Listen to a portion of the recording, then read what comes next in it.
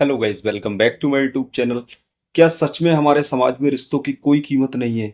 क्या सच में हमारे समाज में रिश्तों का कोई भरोसा नहीं है? ऐसी घटनाएं दिन ब दिन जब आती हैं तो यकीन जाने आप लोग, दिल हिल जाता है। जहां रिश्तों का खून होता है और जहां अपने अपनों के दुश्मन होते हैं।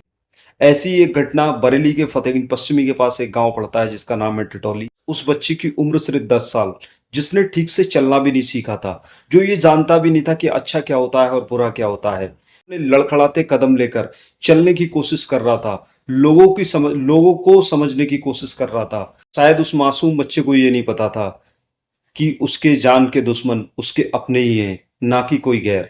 बच्चे का नाम आहिल, उसकी उम्र महज 10-12 साल, जो एक अपने गांव से लगभग 2-3 किलोमीटर दूर एक गांव और पड़ता है।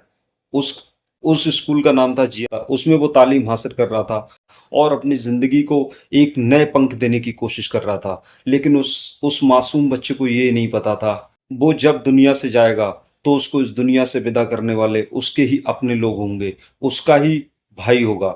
इस बच्चे को पहले अगवा किया गया और उसके फुफेरे भाई ने ही उसको अगवा किया, जिसका नाम था वसीम।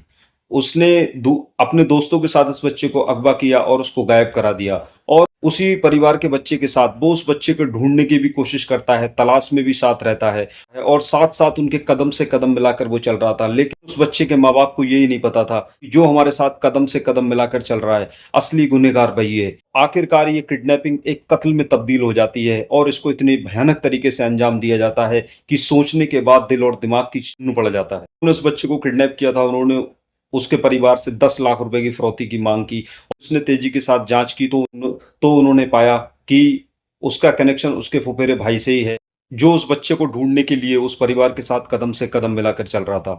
गला काटकर उस मासूम बच्चे की, उस फूल जैसे बच्चे की हत्या कर दी। और पुलिस मौका वारदात पर पहुंची तो उस वसीम ने वहां से भागने की कोशिश की, जिससे पुलिस ने फायरिंग की और उसको पैरों में गोली मारी और उसको रोका। उन माँ बाप के दिल पर क्या गुजरती होगी जिनका फूल जैसा बच्चा इस दुनिया से चला गया, जो आगे चलकर पढ़ाई में अपना अच्छा मुकाम हासिल कर सकता था या कोई ऐसा कोई काम कर सकता था जो अपने परिवार के आगे चलकर अपने परिवार की ढाल बन सकता था। लेकिन जालिमों ने उसे मौत के घाट उतार दिया, सिर्फ और सिर्फ चंद पैसों के लिए।